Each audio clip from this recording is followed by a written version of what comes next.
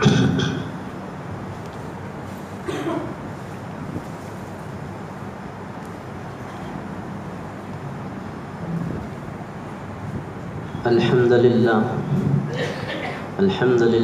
کفا والسلام علی عباد اللہ الذین اصطفى اما بعد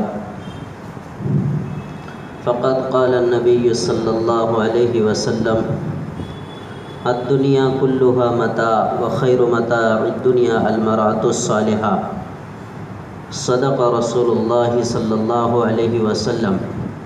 محترم بزرگوں، پچھلے جمعے میں ازواج مطہرات میں سے حضرت خدیجہ رضی اللہ عنہا اور حضرت عائشہ رضی اللہ عنہا، ان دونوں ازواج مطہرات پر تفصیل سے بات عرض کی گئی تھی۔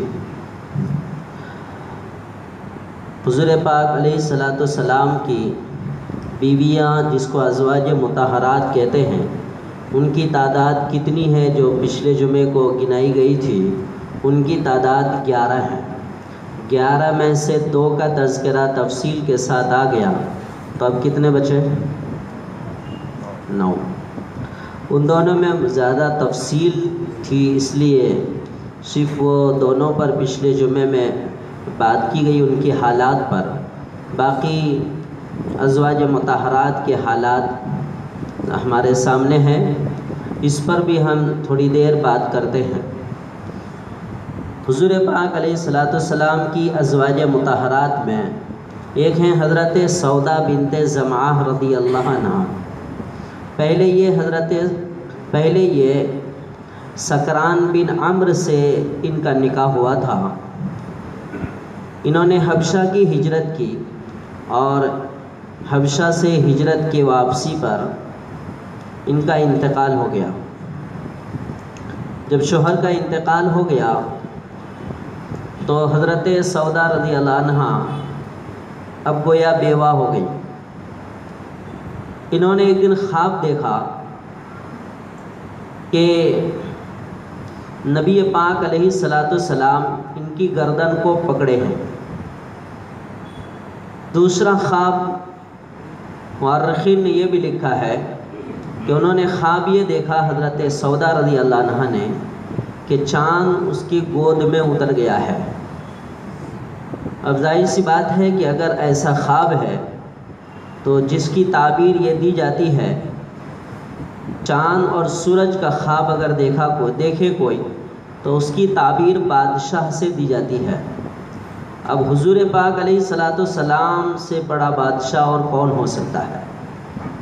انہوں نے خواب دیکھا کہ چاند گود میں اتر گیا ہے، پر اس کی تعبیر کیا ہوگی انتظار کرتی رہی، یہاں تک کہ نبی پاک علیہ الصلوۃ والسلام نے نکاح کا پیغام دیا اور 400 درہم دین مہر پر آپ سے نکاح ہو گیا۔ کتابوں میں تفصیلی باتیں اور بھی موجود ہیں۔ بہرحال جب یہ ہجرت کی تھی حبشہ کے طرف، اگر آپ حضرات حضور پاک علیہ الصلوۃ والسلام کی مکی زندگی کو پڑھے ہوں گے، اور پہلی ہجرت جو صحابہ کرام نے حبشہ کے جانب کی تھی، وہ کتنی مشکل ترین ہجرت تھی۔ اس ہجرت سے واپسی پر جب شوہر کا انتقال ہو گیا اور نبی پاک علیہ الصلوۃ والسلام سے آپ کا نکاح ہو گیا، یعنی حضرت سودا کا، تو کبھی کبھی نبی پاک علیہ السلام کے ساتھ بیٹھ کر حبشہ کی ہجرت کا واقعہ بیان کرتی تھی کہ ہم لوگ کس طرح مکہ سے نکل کر حبشہ گئے، اور پھر حبشہ میں ہمارے اوقات کیسے گزرے، راستے میں ہم کو کیسے خطرات لاحق ہو رہے تھے، ہمارے دلوں پر، ذہن و دماغ پر کیا کیا گزر رہا تھا۔ جب حبشہ کی ہجرت کی کہانی حضرت سودا بیان کر دی تو حضور پاک علیہ الصلوۃ والسلام چہرہ اٹھا کر نظر سے نظر ملا کر بڑے غور سے اس واقعے کو سنتے تھے۔ کہ ظاہر سی بات ہے کہ حبشہ کی ہجرت یہ کوئی معمولی ہجرت نہیں تھی، اس ہجرت کے مختلف گوشے پیش آئے ہوں گے، تو جب بھی جو بات یاد آتی تھی حضرت سودا نبی صلی اللہ علیہ وسلم کے سامنے اس کا تذکرہ کرتی تھی، تو آپ صلی اللہ علیہ وسلم بڑے غور سے اس کو سنتے تھے۔ اس ہجرت میں حضور پاک علیہ الصلوۃ والسلام کی بیٹی حضرت رقیہ اور آپ کے شوہر حضرت عثمان غنی رضی اللہ عنہ، یہ دونوں کی بھی ہجرت حبشہ کے طرف ہوئی ہے۔ تو حضرت سودا ان دونوں کا بھی واقعہ بیان کرتے ہیں، چونکہ نبی کی بیٹی ہے تو ان کے دل و دماغ پر کیا گزرتا ہوگا کہ دیکھو کن حالات، مشکل حالات سے نمٹنے کے لیے ہم مکہ سے ہجرت کیے ہیں حبشہ کے طرف، اور میرے بابا مکہ کی سرزمین پر موجود ہے، پتہ نہیں ان کے اوپر کیا گزر رہا ہوگا۔ تو بیٹی کے کرب و بے چینی اور حالات کو جب حضرت سودا دیکھی ہے تو وہ واقعہ بھی نبی صلی اللہ علیہ وسلم کے سامنے بیان کرتی تھی۔ تو آپ صلی اللہ علیہ وسلم اس ہجرت کے واقعے کو اور یہ حالات کو بڑے غور سے سنتے تھے، اور حضرت سودا گاہے بگاہے سناتی رہتی تھی۔ بس اسی زمانے میں جب حضرت سودا سے نکاح ہو گیا تو ہجرت کا واقعہ مدینے کی طرف کا پیش آیا۔ آپ صلی اللہ علیہ وسلم مدینہ ہجرت کر کے چلے گئے۔ بہرحال جب مدینہ آپ صلی اللہ علیہ وسلم ہجرت کر کے چلے گئے تو ایک موقع پر حضرت سودا بھی ہیں آپ کے نکاح میں، حضرت عائشہ رضی اللہ تعالی عنہا بھی ہیں آپ کی نکاح میں۔ بہرحال ایک دن دسترخوان پر ایک بہترین ایٹم تیار ہوا کھانے کا، اس کو حریرہ کہتے ہیں، حریرہ تیار کیے تو تیار کر کے سامنے رکھا گیا۔ تو دسترخوان پر 3 اشخاص ہیں، ایک حضرت سودا، ان کی عمر ہو گئی تھی، اور ایک حضور پاک علیہ الصلوۃ والسلام، اور ایک حضرت عائشہ رضی اللہ عنہا۔ تو حضرت عائشہ نے حضرت سودا سے کہا کہ لو حریرہ کھاؤ، انہوں نے کہا نہیں میں نہیں کھاؤں گی، میں نہیں کھاؤں گی۔ تو حضرت عائشہ نے ازراہ محبت یا کہیے مذاق میں حریرہ کا تھوڑا سا حصہ اسے اٹھائی ہاتھ میں اور ان کے چہرے پر لگا دیا، لیپ دیا۔ تو حضور پاک علیہ السلام تو دسترخوان پر ہی بیٹھے ہیں، تو حضرت سودا سے آپ نے فرمایا کہ آپ کے چہرے پر اگر حضرت عائشہ نے حریرہ لگا دیا ہے تو آپ بھی لگا دو۔ تو حضرت سودا نے بھی ان کے گال پر لگا دیا۔ اس وقت آپ صلی اللہ علیہ وسلم دسترخوان پر مسکرا رہے تھے، کہنے لگے کوئی بات نہیں، تم نے پہلے ان کو لگایا، انہوں نے تم کو لگا دیا۔ یہ ازواج مطہرات کے درمیان کی ہنسی مذاق اور نبی پاک علیہ الصلوۃ والسلام کی موجودگی اور آپ صلی اللہ علیہ وسلم کا یہ مسکرانا۔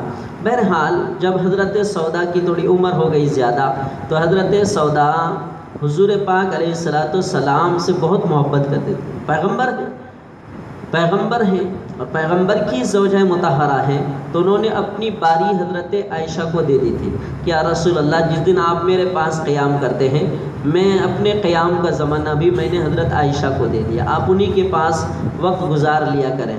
اس پر آپ صلی اللہ علیہ وسلم نے بڑی دعائیں دی تھی حضرت سودا کو۔ ان کی عمر کتنی ہو گئی تھی؟ ان کی عمر 80 سال ان کی عمر ہو گئی جب آپ کا انتقال ہوا، یعنی حضرت سودا کا 80 سال ان کی عمر ہو گئی، پھر ان کی وفات ہوئی، جنت البقیع میں آپ کو دفن کیا گیا۔ حضور پاک علیہ الصلوۃ والسلام کی ازواج مطہرات میں ایک ہیں حضرت حفصہ رضی اللہ عنہ۔ یہ کون ہے؟ یہ حضرت عمر رضی اللہ عنہ کی بیٹی ہیں، حضرت حفصہ بنت عمر رضی اللہ عنہ۔ ان کا پہلا نکاح خنیس بن حذافہ سے ہوا تھا رضی اللہ عنہ۔ جنگ بدر میں یہ شہید ہو گئے شوہر، حضرت حفصہ رضی اللہ عنہ کے شوہر جنگ بدر میں شہید ہو گئے۔ نبی پاک علیہ الصلوۃ والسلام نے خود ان کی نماز جنازہ پڑھی۔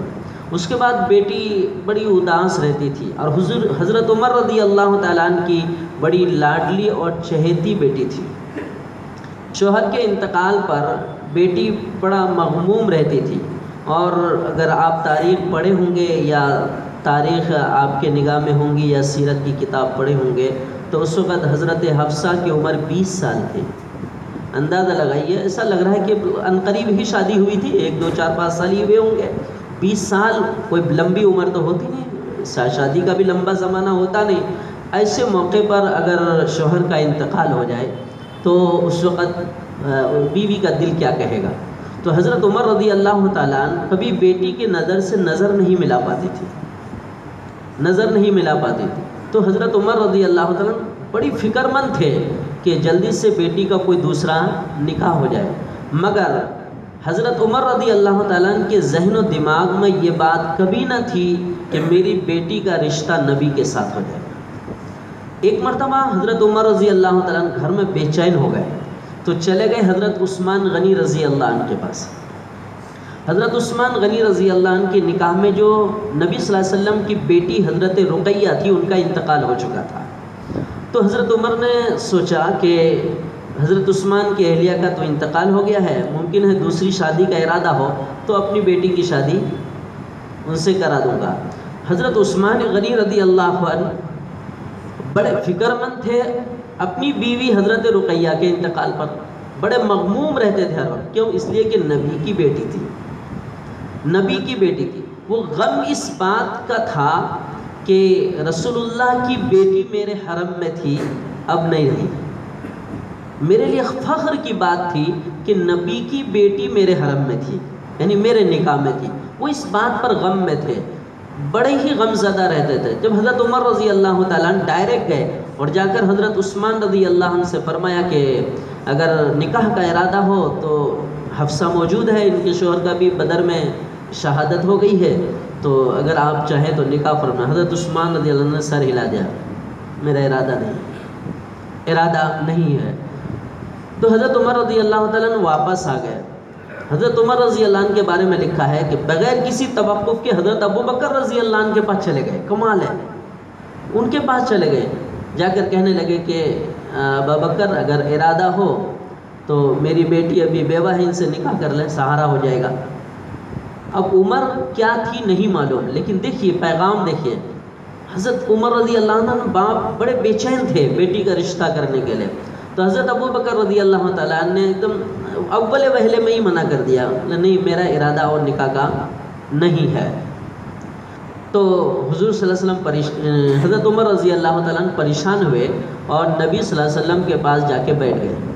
کہنے لگے اللہ کے نبی، آپ کو تو معلوم ہے کہ حفصہ کے شوہر کی شہادت ہو گئی بدر میں، نماز جنازہ بھی آپ نے پڑھائی اور حفصہ کی عمر ابھی 20 سال ہے۔ میں پیغام کے لیے گیا حضرت ابو بکر کے پاس، انہوں نے بھی انکار کر دیا۔ حضرت عثمان کے پاس گئے، انہوں نے بھی انکار کر دیا۔ امام بخاری رحمۃ اللہ علیہ نے اس واقعے کو نقل کیا ہے۔ نقل کرنے کے بعد امام بخاری نے ہیڈنگ قائم کیا ہے نا، انگلش میں ہم کہتے ہیں ابواب، باب قائم کیا ہے۔ باب قائم کیا ہے کیا کہ اپنی بیٹی کا رشتہ لے کر کسی نیک آدمی کے پاس باپ کا خود جانا، امام بخاری نے ایسا باب قائم کیا۔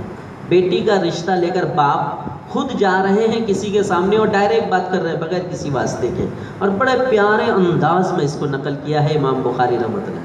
نبی صلی اللہ علیہ وسلم کے پاس جا کر حضرت عمر رضی اللہ تعالیٰ عنہ بیٹھ گئے، کہنے لگے یا رسول اللہ یہ بات ہے، حضرت عثمان کہ حرم میں جو آپ کی بیٹی تھی حضرت رقیہ، ان کا انتقال ہو، مجھے امید تھی کہ وہ ہاں کہہ دیں گے، مگر حضرت عثمان نے انکار کر دیا۔ تو نبی صلی اللہ علیہ وسلم مسکرائے اور مسکرا کر کہنے لگے عمر صبر کرو۔ کیا کرو؟ صبر کرو، عثمان کو حفصہ سے بہتر دلہن مل جائے گی اور حفصہ کو عثمان سے بہتر دلہا ملے گا۔ تو حضرت عمر فرماتے ہیں یہ بات میری سمجھ سے باہر تھی، اب چونکہ بات نکلی ہوئی تھی زبان رسالت سے تو میں انتظار کرتا تھا کہ نبی کی بات واقع ہو کر رہے گی۔ عثمان کو دلہن ملے گی حفصہ سے بہتر، یعنی آپ بیٹی کا رشتہ لے کے گئے تھے، حضرت عثمان نے انکار کر دیا۔ اسی درمیان نبی پاک علیہ الصلاۃ والسلام نے حضرت عثمان رضی اللہ تعالیٰ عنہ سے حضرت ام کلثوم رضی اللہ عنہ کا نکاح کر دیا۔ تو حضرت عمر سمجھ گئے کہ عثمان کو حفصہ سے بہتر دلہن ملے گی، مل گئی ان کو، یعنی نبی کی دوسری بیٹی مل گئی، چونکہ حضرت رقیہ کا انتقال ہو گیا تھا۔ اب دوسری جو بات ہے کہ حفصہ کو عثمان سے بہتر دلہا ملے گا، میں اس کے انتظار میں تھا۔ ابھی چند دن نہیں گزرے تھے کہ سن 3 ہجری میں جنگ احد ہوئی ہے، بدر سن 2 میں ہوئی ہے، اور بدر میں شہید ہو گئے شوہر حضرت حفصہ کے۔ آئندہ سال سن 3 ہجری میں جنگ احد قائم ہوئی ہے۔ جنگ احد سے چند ایام پہلے نبی صلی اللہ علیہ وسلم نے فوراً نکاح کا پیغام دیا حضرت حفصہ کے لیے۔ حضرت عمر رضی اللہ تعالیٰ نے اللہ کا شکر ادا کیا کہ یا اللہ تیرا شکر ہے کہ نبی کی زبان نبوت سے جو بات نکلی تھی کہ حفصہ کو عثمان سے بہتر دلہا ملے گا، رسول اللہ صلی اللہ علیہ وسلم سے بہترین دلہا کائنات میں اول اور آخر میں کوئی نہیں ہو سکتا۔ چنانچہ حضرت حفصہ رضی اللہ عنہا سے نبی صلی اللہ علیہ وسلم کا نکاح ہو گیا۔ جب رخصتی کے ہو رہی تھی تو حضرت عمر رضی اللہ تعالیٰ عنہ، چونکہ حضرت عائشہ سے پہلے نکاح ہو چکا تھا، تو جب حضرت حفصہ کی رخصتی ہو رہی ہے تو حضرت عمر رضی اللہ تعالیٰ نے فرمایا بیٹی ایک بات سنو۔ دیکھیے باپ بیٹی کو نصیحت کیا کریں کہ آپ جو جا رہی ہیں نا نبی کے حرم میں، یعنی نبی کی زوجیت میں، نکاح تو ہو گیا، آپ جا رہی ہیں، عائشہ سے کبھی آگے بڑھنے کی کوشش مت کرنا۔ عائشہ تم سے زیادہ فضیلت والی ہے، وہ ہم نے تازہ ترین پڑھا تم سے بہتر ہے۔ عائشہ سے کبھی حجت مت کرنا اور عائشہ سے جھگڑا مت کرنا، عائشہ سے آگے بڑھنے کی کوشش مت کرنا، وہ تم سے بہتر ہے۔ تو باپ یہ نصیحت کر کے حضرت حفصہ کو بھیج رہے ہیں نبی پاک علیہ الصلوۃ والسلام۔ مستدرک حاکم کی روایت ہے، ایک مرتبہ ایک معاملہ پیش آ گیا، انبن ہو گئی اور بھی مسئلہ ہو گیا، تو حضور صلی اللہ علیہ وسلم نے حضرت حفصہ کو طلاق دینے کا ارادہ کیا۔ ایک روایت یہ ہے، دوسری روایت یہ ہے کہ حضرت حفصہ کو نبی نے طلاق دے دی تھی۔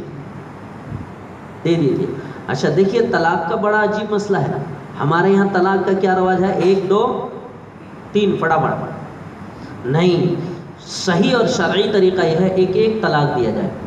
آپ صلی اللہ علیہ وسلم نے بھی اگر طلاق دی تھی یا نہیں دی تھی، اگر دی بھی تھی تو آپ نے 1 طلاق رجعی دی تھی۔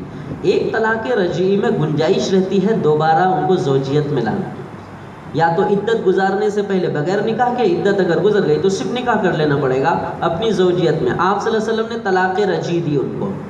مستدرک حاکم کی روایت ہے جب حضرت حفصہ کو طلاق دے دی تو حضرت جبریل علیہ السلام آئے اور کہنے لگے کہ یا رسول اللہ آپ نے حضرت حفصہ کو طلاق دے دی؟ جی، اللہ نے فرمایا ہے کہ رجوع کر لیں، اللہ نے فرمایا کہ رجوع کر لیں۔ تو نبی پاک علیہ السلام، چونکہ اللہ کا حکم ہے، اگلا جملہ حضرت جبریل نے یہ فرمایا، کتابوں میں لکھا ہے باضابطہ، حضرت جبریل علیہ السلام نے یہ فرمایا کہ حضرت عمر کے چہرے کا لحاظ کر کے آپ حفصہ سے رجوع کر لیں۔ ان کو بڑا غم ہوگا، اتنا غم اور اتنا دکھ ہوگا ان کو کہ نبی جی پھر ان کو سنبھال نہیں پائیں، اس لیے حضرت عمر کا لحاظ کرتے ہوئے آپ ان سے رجوع کر لیں۔ آپ صلی اللہ علیہ وسلم نے رجوع کر لیا۔ ازواج مطہرات میں آپ صلی اللہ علیہ وسلم کی ایک بیوی حضرت زینب بنت خزیمہ رضی اللہ عنہا ہے۔ یہ زینب بنت خزیمہ رضی اللہ عنہ، ان کا پہلا شوہر عبداللہ بن جہش رضی اللہ عنہ ہے۔ یہ جنگ احد میں شہید ہو گئے۔ اس وقت حضرت زینب کی عمر 29 سال تھی، یہ بھی کوئی بہت زیادہ عمر نہیں ہو گئی، مگر شوہر کا کہاں انتقال ہوا؟ جنگ احد میں۔ اگر پہلے سے آپ سنتے آ رہے ہیں، ابھی بھی آئندہ سنتے جائیے، آپ صلی اللہ علیہ وسلم نے جتنے بھی نکاح کیے ہیں، نکاحوں کے پیچھے مصلحت دیکھیے۔ جو لوگ الزام لگاتے ہیں، خاص طور پر آپ صلی اللہ علیہ وسلم کی پاک دامنی پر کتابیں لکھی ہیں جن شریر لوگوں نے، انہوں نے یہی سب جملے لکھے، نعوذ باللہ کہ آپ صلی اللہ علیہ وسلم نے خواہشات کی بنیاد پر نکاح کیا۔ آپ صلی اللہ علیہ وسلم حکمت اور مصلحت دیکھتے تھے، دیکھنے کے بعد پھر ان سے نکاح کرتے تھے، اب ان کا بھی دیکھیے جنگ احد میں شہید ہو گئے شوہر۔ اب اندازہ لگائیے، ابا کی طرف سے، پیغمبر کی طرف سے لشکر میں شریک ہو کر انہوں نے جان دے دی اور شہید ہو گئے، اس عورت کے اوپر یا اس لڑکی کے اوپر کیا بیتتی ہوگی؟ آپ صلی اللہ علیہ وسلم نے ان کو سہارا دیا۔ چنانچہ بڑی غم زدہ رہتی تھی، جب ان کے شوہر کی شہادت ہو گئی تو بڑی غم زدہ رہتے تھے۔ آپ صلی اللہ علیہ وسلم نے نکاح کا پیغام دیا اور 400 درہم دین مہر پر آپ صلی اللہ علیہ وسلم نے ان سے نکاح کر لیا۔ ان کا نام لقب ہی پڑ گیا تھا ام المساکین۔ ام المساکین، مسکینوں غریبوں کو خوب دینے والی، خوب دیکھ ریکھ کرنے والی، بڑی عابدہ زاہدہ تھی، دنیا سے کوئی مطلب نہیں، عبادت میں رہتی تھی ہر وقت۔ مگر قسمت ایسی کہ آپ صلی اللہ علیہ وسلم کی نکاح میں یہ زیادہ دن نہیں رہ پائی، ٹھیک 8 مہینے کے بعد ان کا انتقال ہو گیا۔ حضرت زینب بنت خزیمہ رضی اللہ، ٹھیک 8 مہینے کے بعد ان کا انتقال ہو گیا۔ آپ صلی اللہ علیہ وسلم نے نماز جنازہ پڑھائی اور جنت البقیع میں ان کی تدفین ہوئی۔ آپ کی ازواج مطہرات میں حضرت ام سلمہ بنت ابو امیہ ہے رضی اللہ عنہ۔ ان کا پہلا شوہر عبداللہ ابن عبد الاسد، یہ حبشہ کے طرف ہجرت کی، پھر مدینے کی بھی ہجرت کی رضی اللہ عنہ۔ یہ حبشہ کی بھی ہجرت کی، مہاجر، 2 مہاجر ہیں، حبشہ کی طرف ہجرت کر کے آئے، پھر مدینے کی طرف ہجرت کر کے گئے، جنگ بدر میں شہید ہوئے، شریک ہوئے، جنگ احد میں بھی لڑائی میں آپ صلی اللہ علیہ وسلم کی طرف سے شریک ہوئے، مگر جنگ احد میں آپ کو زخم زیادہ لگ گیا، مگر اس کے باوجود بھی بڑے جری تھے، ہمت والے تھے، ایک سریے میں گئے۔ سریے کا مطلب یہ ہے، غزوہ اس کو کہتے ہیں جس لشکر کے ساتھ نبی خود جائے، اور سریہ اس کو کہتے ہیں کہ جس کو نبی بھیجے، کسی کو امیر بنا کر نبی صلی اللہ علیہ وسلم نہ جائے، اس کو سریہ کہتے ہیں۔ تو سریے میں پھر آپ صلی اللہ علیہ وسلم نے ان کو بھیجا، تو وہاں سے آنے کے بعد خوب تھک گئے ہوں گے یا مرض بڑھ گیا ہوگا، آپ کا انتقال ہو گیا، آپ کا انتقال ہو گیا۔ تو حضرت ام سلمہ یہ بیوہ ہو گئی۔ حضرت ابو بکر نے رضی اللہ عنہ نے ان کو نکاح کا پیغام دیا ام سلمہ کو، تو انہوں نے انکار کر دیا، بولا میں نکاح نہیں کرتی۔ مگر نبی پاک علیہ الصلوۃ والسلام نے نکاح کا پیغام دیا، تو ام سلمہ رضی اللہ عنہ بولی کہ میرے پہلے شوہر سے بچے ہیں، ان کا کیا ہوگا؟ تو آپ صلی اللہ علیہ وسلم نے فرمایا کہ رزق کا مالک اللہ ہے، آپ مجھ سے نکاح کر لو، آپ کا سہارا ہو جائے گا، بچے اللہ محافظ ہیں۔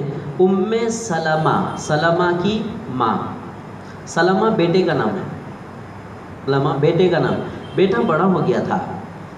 روایات میں لکھا ہے کہ بیٹے نے نکاح پڑھائی، ماں کا نکاح نبی صلی اللہ علیہ وسلم کے ساتھ جو پہلے شوہر سے تھے، انہوں نے نکاح پڑھایا۔ چنانچہ ام سلمہ کہتی ہیں کہ میرے نکاح سے پہلے نبی پاک علیہ السلام سے میں نے ایک حدیث سنی تھی، ایک دعا سنی تھی، اور وہ دعا میں پڑھتی رہتی تھی، اللہم اجرنی فی مصیبتی واخلفنی خیرا منہا۔ اے اللہ، میرے پاس جو بھی مصیبت میری زندگی میں آوے، میرے بعد یعنی اس مصیبت کے بعد میرے لیے کوئی خیر عطا فرما، بڑی خیر عطا فرما جو اس سے بہتر ہو۔ تو حضرت فرماتی ہیں ام سلمہ رضی اللہ عنہا کہ میں یہ دعا کرتی رہتی تھی، میں یہ دعا پڑھتی رہتی تھی، میرا گمان یہ تھا کہ ابو سلمہ میرے شوہر تھے، اب ان سے بہتر کون شوہر ہو سکتا ہے؟ ایک کے پاس رہنے کے بعد جب من مزاج دل مل جاتا ہے تو پھر اس وقت عورتیں یہ سوچتی رہتی ہے کہ ان کا بدل کون ہو سکتا ہے۔ مگر حضور پاک علیہ الصلوۃ والسلام نے پیغام دے دیا۔ جب آپ صلی اللہ علیہ وسلم نے پیغام دے دیا تو حضرت ام سلمہ کہتی ہے کہ نبی کی دعا کا یقین ہو گیا کہ مصیبت پر آدمی اگر صبر کر لے، یا اللہ کی ذات عالی پر ثواب کی نیت سے یقین کر کے صبر کر لے تو اللہ بہتر عطا فرماتا ہے۔ تو جب نبی صلی اللہ علیہ وسلم سے میرا نکاح ہو گیا تو میں سمجھ گئی کہ ابو سلمہ میرے حیات میں، ان کے حیات میں میرے بہترین شوہر تھے، لیکن اللہ نے اس سے بہترین شوہر۔ مگر یہ بہت ہی خوبصورت تھی۔ ایک واقعہ بھی لکھا ہے، حضرت عائشہ رضی اللہ عنہ فرماتی ہیں کہ میں پہلے سن رکھی تھی کہ ام سلمہ بہت خوبصورت ہے، تو میں بار بار ان کو جھانک جھانک کر دیکھتی تھی جہاں تہاں سے، تو میں نے جتنا سنا تھا اس سے زیادہ وہ حسین تھی۔ بہرحال 84 سال کی عمر میں ان کی وفات ہوئی، اور حضرت ابو ہریرہ رضی اللہ تعالیٰ نے آپ کا نماز جنازہ پڑھائی، اور جنت البقیع میں آپ مدفون ہیں۔ آپ کی ازواج مطہرات میں زینب بنت جہش رضی اللہ تعالیٰ عنہا ہیں۔ یہ دیکھیے، یہ بھی ذرا اہم ہے، زینب بنت جہش رضی اللہ عنہا یہ کون ہے؟ ان کا پہلا شوہر نبی صلی اللہ علیہ وسلم کا منہ بولا بیٹا حضرت زید بن حارثہ رضی اللہ تعالیٰ عنہ ہے۔ حضرت زید نبی صلی اللہ علیہ وسلم کے منہ بولا بیٹا ہے۔ قرآن کریم میں ان کا نام ہے باضابطہ، زید کے لفظ سے نام آیا ہے قرآن کریم میں باضابطہ، جو ان کا واقعہ بیان کیا گیا ہے۔ ان کے ساتھ معاملہ جمع نہیں تو حضرت زید نے طلاق دے دی۔ جب حضرت زید نے طلاق دیتی زینب بنت جہش کو، اس وقت حضرت زینب کی عمر 35 سال تھی، 35 سال تھی۔ تو نبی پاک علیہ الصلوۃ والسلام نے نکاح کا پیغام دیا۔ یہ پیغام آپ صلی اللہ علیہ وسلم نے جان بوجھ کر دیا، ایک عرب کے رسم کو توڑنے کے لیے۔ عرب کے رسم میں یہ بات تھی کہ جو متبنہ ہوگا، منہ بولا بیٹا ہوگا، وہ حقیقی بیٹا شمار ہو جاتا تھا، جبکہ شریعت میں ایسا نہیں ہے، ایسا نہیں ہے۔ تو آپ صلی اللہ علیہ وسلم نے ان کی متعلقہ سے نکاح کا پیغام دیا تاکہ لوگوں کو یہ پیغام جائے کہ منہ بولا بیٹا حقیقی بیٹا نہیں ہوتا ہے، اس کے طلاق کے بعد اس کی بیوی سے نکاح کر سکتے ہیں۔ تو آپ صلی اللہ علیہ وسلم نے ان کو پیغام دیا تو آپ نے فرمایا میں قبول نہیں کرتی۔ کمال ہے، جب تک میں اللہ سے مشورہ نہ کر لوں۔ یہ خوبی تھی، تعجب اس پر کہ انکار کر دیا۔ خوبی یہ کہ جب تک میں اللہ سے مشورہ نہ کر لوں۔ تو انہوں نے وضو کیا، مصلی بچھائی، 2 رکعت نماز پڑھی۔ دعا کے الفاظ بھی کتابوں میں لکھے ہوئے ہیں کہ انہوں نے یہ دعا کی کہ اے میرے اللہ، میں اگر نبی کی بیوی بننا میرے مقدر میں ہے اور میں نبی کے لیے نفع بخش ثابت ہوں گی تو ہی نبی کے نکاح میں دے، ورنہ میں نبی کی زندگی میں جا کر بوجھ نہیں بننا چاہتا۔ اتنی کمال کی بات، خوبی کی بات ہے، نبی کی زندگی میں جا کر اگر دین کو نفع پہنچے تو ہی ان سے میرا نکاح کی مقدر فرما، ورنہ میں نبی کی زندگی میں بوجھ بننا نہیں چاہتے۔ ادھر ابھی بات چیت ہو رہی تھی، جبریل علیہ السلام قرآن کی آیت لے کر کے آ گئے۔ قرآن کی آیت ہے فلما قضا زید منہا وطرا زوجناکہا، جب زید نے اپنی بیوی سے فارغ ہو گئے، طلاق دے کر عدت گزر گئی ہے، تو ہم نے ان کا نکاح نبی صلی اللہ علیہ وسلم سے کر دیا۔ ان کا زینب بنت جہش کا، اللہ خود فرماتا زوجناکہا، ہم نے ان کا نکاح کر دیا۔ اس لیے حضرت زینب بڑے فخر سے یہ کہتی تھی تمہارا نکاح فلاں نے پڑھایا، تمہارا نکاح فلاں نے پڑھایا، میرا نکاح اللہ نے پڑھایا۔ چونکہ اللہ خود فرماتا زوجناکہا، ہم نے آپ کی زوجیت میں دی، ہم نے نکاح کیا ہے۔ تو چنانچہ حضرت زینب اس پر بہت خوش ہوئی۔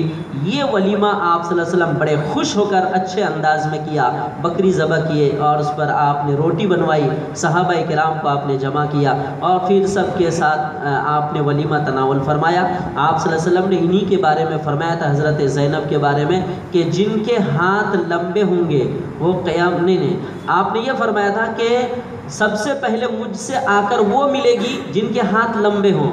تو حضرت عائشہ فرماتی ہے کہ ہم لوگ ہاتھ ناپنے لگے کہ دیکھتے ہیں کس کے ہاتھ لمبے ہیں، لیکن اس کی حقیقت سمجھ میں نہیں آئی۔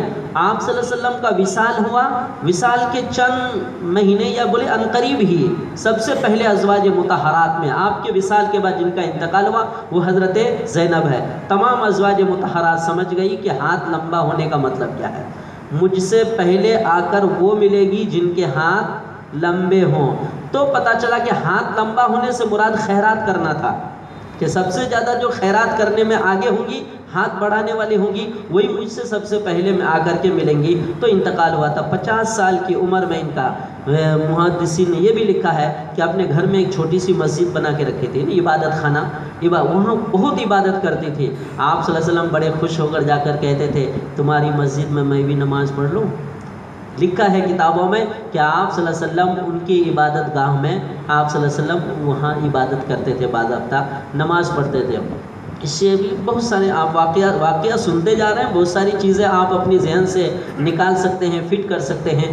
بہرحال آپ کی ایک اہلیہ ہے جویریہ بنت الحارث، ازواج مطہرات میں جویریہ بنت الحارث، ان کا پہلا شوہر ہے مصافہ بن صفوان، ان کے نکاح میں تھی۔ غزوہ مریسی یعنی غزوہ بنو المصطلق میں یہ قید ہو کر کے آئی تھی۔ دیکھیے گا اب 2 ہی بچی ہے، لاسٹ میں کون ہے معلوم کون رہ گئی ہے؟ حضرت ام حبیبہ رہ گئی۔ یہ حضرت جویریہ رضی اللہ عنہا ہے۔ ان کا بھی بڑا عجیب واقعہ ہے حضرت جویریہ کا۔ ایک جنگ پیش آئی ہے غزوہ مریسی، یعنی جس کو کہتے ہیں غزوہ بنو المصطلق کہتے ہیں۔ تو وہاں سے آپ صلی اللہ علیہ وسلم بہت سارے قیدی آئے، تو جو مرد قید ہو کر آئے تو اس کو غلام کہتے ہیں، اور عورتیں قید ہو کر آئے تو اس کو کیا کہتے ہیں؟ باندی، اس کو باندی کہتے ہیں۔ تو یہ بھی قید ہو کر آئی، تو غلام باندی صحابہ میں تقسیم کر دیے جاتے تھے۔ تو حضرت جویریہ یہ کس کے اس میں تقسیم کر دی گئی؟ حضرت ثابت بن قیس کے حصے میں آ گئی، ثابت بن قیس کے حصے میں آ گئی، لیکن تھی یہ سردار کی بیٹی، اب باندی بن گئی، غلام بن گئی۔ تو انہوں نے شاید ارادہ کیا کہ میری آزادی ہو، تو حضرت ثابت بن قیس نے 9 اوقیہ سونے پر، اب اس کی جو بھی مقدار ہو، 9 اوقیہ سونے پر مکاتب بنا دیا۔ مکاتب کا مطلب یہ ہے اتنی فیس ادا کر دو، آپ آزاد ہیں، پھر آپ یا تو گھر پہ چلے جاؤ، جہاں جانا ہے چلے جاؤ، یعنی آپ قید سے رہا ہو جائیں گی۔ 9 اوقیہ سونا۔ تو یہ ڈائریکٹ نبی صلی اللہ علیہ وسلم کے پاس پہنچی اور کہنے لگے یا رسول اللہ، آپ کو معلوم ہے میں ایک سردار کی بیٹی ہوں، یا غلام بنی پڑی ہوں، باندی بنی پڑی ہوں، انہوں نے مجھے مکاتب بنا دیا ہے، اور 9 اوقیہ سونے پر انہوں نے مکاتب بنایا ہے۔ اگر اتنے پیسے کا انتظام ہو جائے، ادھر میرا کسی سے تو اور پیچھے رابطہ بھی ہے نہیں، میں کہیں جا بھی نہیں سکتی، آپ اگر انتظام کر دیں تو میں آزاد ہو جاؤں گی۔ تو آپ صلی اللہ علیہ وسلم نے فرمایا کہ 9 اوقیہ سونے پر آپ آزاد ہو جائیں گی، اگر وہ پیسے میں ادا کر دوں اور اپنی نکاح میں لے لوں آپ کو۔ کہنے لگے یا رسول اللہ ایک بات بتاؤں؟ بولے بتاؤ۔ بولا غزوہ بنو المصطلق لڑائی سے ٹھیک 3 رات پہلے میں نے خواب دیکھا تھا۔ بولا خواب کیا ہے؟ میں نے خواب یہ دیکھا کہ یثرب کا چاند یعنی مدینے کا چاند میرے گود میں آ کے اتر گیا ہے۔ یا رسول اللہ، آپ کی زبان مبارک سے نکلی ہی بھی یہ بات کہ میں آپ سے نکاح کر لوں؟ یا رسول اللہ، میں نے 3 رات پہلے ہی میں نے یہ خواب دیکھا ہے۔ چنانچہ حضور پاک علیہ السلام نے نکاح کر لیا۔ اس وقت حضرت جویریہ کی عمر 20 سال تھی۔ صحابہ نے لکھا ہے، باضابطہ سے مورخین نے لکھا ہے کہ جب یہ نکاح میں آ گئی نا تو ان کے خاندان کے 100 خاندان کے 700 لوگ مدینے میں قید تھے۔ جو ہی صحابہ کو پتہ چلا کہ آپ صلی اللہ علیہ وسلم نے حضرت جویریہ سے نکاح کر لیا ہے، جویریہ سے نکاح کر لیا ہے، پورے 100 گھرانے کے 700 قیدیوں کو صحابہ نے آزاد کر دیا، یہ کہہ کر کہ نبی کے سسرالی رشتے کے لوگوں کو ہم اپنے قید میں کیسے رکھ سکتے ہیں۔ دیکھیے بڑی مصلحتیں تھیں آپ کے نکاحوں کے پیچھے۔ آپ کی ازواج مطہرات میں ایک ہیں حضرت ام حبیبہ بنت ابو سفیان۔ یا ابو سفیان صاحب کو تو سب کوئی جانتے ہوں گے، مکہ کے بڑے سردار، بڑے مزاحمت کیے اسلام کے، بعد میں ایمان بھی قبول کر لیے تھے۔ یہ ام حبیبہ کا پہلا شوہر ہے عبداللہ بن جہش۔ دونوں نے حبشہ ہجرت کی، بیوی نے یعنی ام حبیبہ اور عبداللہ بن جہش دونوں مکہ سے ہجرت کر کے کہاں گئے؟ حبشہ کے طرف۔ حبشہ جانے کے بعد شوہر نصرانی بن گیا، کرسچن بن گیا، شوہر کرسچن بن گیا۔ تبدیل مذہب اگر ہو تو تبدیل مذہب سے نکاح باطل ہو جاتا ہے، نکاح ٹوٹ جاتا ہے۔ تو ان کا نکاح ٹوٹ گیا۔ نبی صلی اللہ علیہ وسلم کو اس کی اطلاع ملی کہ ام حبیبہ جو ابو سفیان کی بیٹی ہے، اپنے شوہر کے ساتھ جو ہجرت کر کے وہاں گئی تھی، ان کا شوہر نصرانی بن گیا، ان کا شوہر نصرانی بن گیا، مذہب تبدیل کر لیا۔ تو آپ صلی اللہ علیہ وسلم نے شاہ حبشہ کو پیغام بھیجا کہ اگر آپ مناسب سمجھیں، چونکہ آپ کے یہاں بھی یہ پناہ گزین ہیں، آپ اگر مناسب سمجھیں تو ام حبیبہ سے میرا نکاح کر دیں۔ تو شاہ حبشہ نام بڑا منصف بادشاہ تھا، چونکہ کرسچن تھا۔ جب مکہ والے ان لوگوں کو، ہجرت کرنے والوں کو گرفتار کرنے گئے تھے تو شاہ حبشہ نے یہ کہہ کر واپس نہیں کیا کہ ہمارے دین میں اور محمد صلی اللہ علیہ وسلم کے دین میں کوئی زیادہ فرق نہیں ہے۔ اتنا سمجھدار تھا، یہ کہہ کر واپس نہیں کیا انہوں نے۔ چنانچہ کیا ہوا کہ شاہ حبشہ کے بادشاہ نے شادی کا انتظام کیا۔ لکھا ہے کہ انہوں نے، شاہ حبشہ نے، کہ 400 دینار مہر پر آپ صلی اللہ علیہ وسلم سے نکاح کر دیا، اور دین مہر بھی شاہ حبشہ نے ادا کیا۔ یہاں تک لکھا کہ اس نکاح میں جتنے لوگ شریک تھے، شاہ حبشہ نے سب کو سونا چاندی ہیرے جواہرات سے سب کو نوازا، بہترین کھانے پینے کا انتظام ہوا۔ بہرحال حضرت ام حبیبہ کا انتقال کس عمر میں ہوا، آپ کی عمر، تاریخ وفات میں بڑا اختلاف ہے، اس لیے ہم بھی اس کو نہیں بیان کر پا رہے ہیں۔ چنانچہ حضور پاک علیہ السلام کی جتنی بھی ازواج مطہرات ہیں، یہ تمام ازواج مطہرات میں صرف 2 بیوی، حضرت خدیجہ اور حضرت سودا، ان دونوں کا انتقال آپ کی حیات میں ہوا تھا۔ باقی تمام 9 ازواج مطہرات کا انتقال آپ صلی اللہ علیہ وسلم کے وصال کے بعد ہوا ہے۔ یہ مختصر سی ڈیٹیل تاریخ آپ حضرات کے سامنے رکھی گئی ہے۔ ازواج مطہرات کے تعلق سے دعا ہے اللہ تبارک و تعالیٰ ان کی زندگی اور ان کی سیرت ہم سب کو اپنانے کی توفیق عطا فرمائے۔ وآخر دعوانا الحمدللہ۔